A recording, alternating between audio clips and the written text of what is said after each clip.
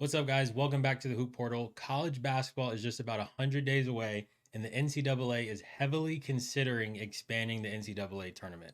How do you guys feel about it? Get in the comments, let me know. But first, remember, hit like, subscribe, enter your name in the portal, and keep the notifications on so you can stay up to date with all of our hoop stuff throughout the season.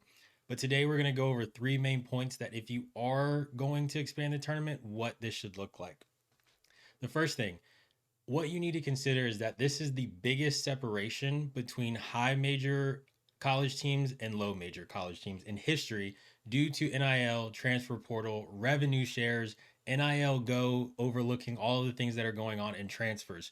We're not in an age where we're going to have the Davidsons of Steph Curry, the Butlers with Gordon Hayward, Lehigh with CJ McCollum. Those days are behind us because 9 times out of 10 if a player at a mid-major is averaging 20 over a year or their team makes one tournament appearance, they're going to enter the portal and be at a high major school basically the next season. Look at some of the guys from FAU, right? It's the turnover is so quick.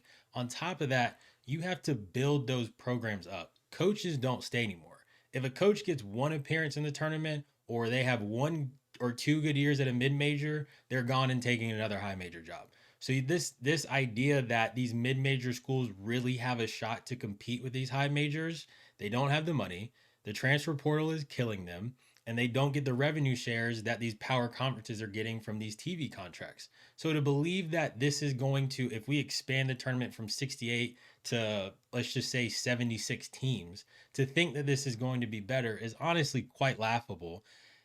Given that said, point number two, if you are going to do this, the teams given the extra spots should be the mid majors and not the UNCs of last year, the Virginia Techs, the Rutgers, the Georgias. Like, this should not be a situation where the SEC gets 16 teams in the tournament and the ACC gets 10, right? If you're going to do this, my opinion is allow the regular season champion of these mid majors, okay, they get to automatically go in, right? You've got to put an emphasis because it is harder. If anybody's done coaching or really has been a part of basketball, it is harder to win your regular season championship than it is to win the conference championship. So reward these mid majors for winning the regular season championship, put them automatically into the tournament.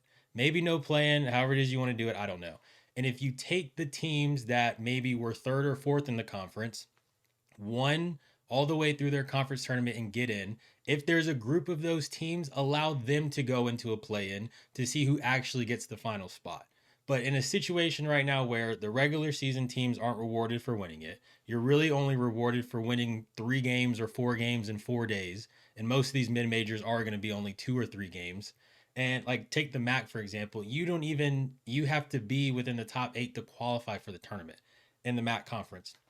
So to me, if you're going to do it, let the conference regular season conference champ get in, take the team that wins the end of the year conference tournament and put them against each other to see who gets in, right? You can't have a situation like I don't want any part of these bubble teams that already aren't good enough to get into the tournament.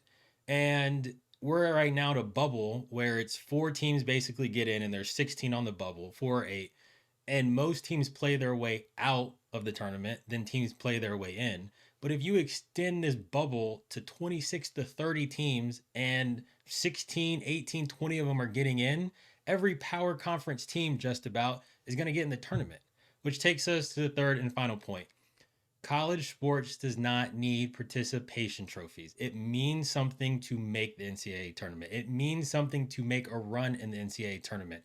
The idea of some coaches, and The Athletic put out a really good article interviewing anonymously some college coaches from mid major, high majors, head coaches, assistant coaches.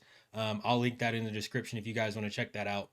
But some of the comments from them saying, it's just such a great experience for these players.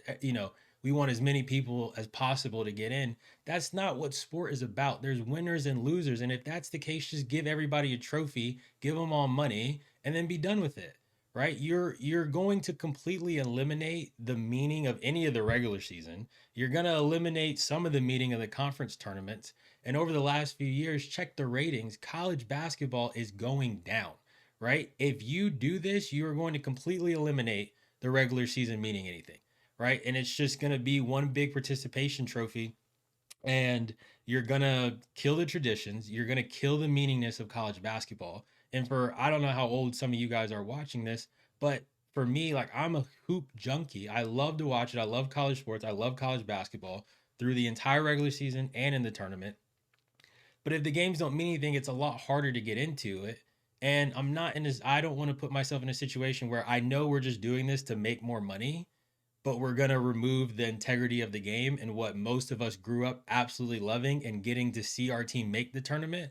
And if that team was able to make a run, right? So between NIL, the transfer portal, revenue shares, the difference between high majors and mid majors, everybody gets a spot. The extra spots going to more power schools, you're going to kill the integrity of the game, right? It's as simple as that. Don't expand the tournament. Leave it as it is. It is perfect as it is. Just let it be. Anyways, remember, like the video below, subscribe, enter your name in the portal, get involved in the comments. Let me know if you want to see the tournament expanded, yes or no, and put why in there, and we'll try to answer all of those if anybody does it. Thanks for tuning in, guys. See you on the next one.